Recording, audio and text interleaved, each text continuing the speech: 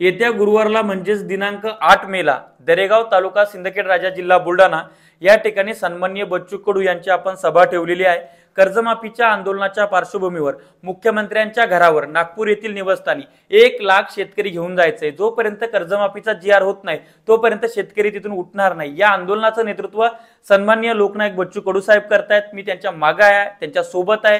शरद जोशी प्रणित शेतकरी संघटना सुद्धा या सभेसाठी आम्हाला मदत करते, आमच्या सोबत आहे खांद्याला खांदा लावून।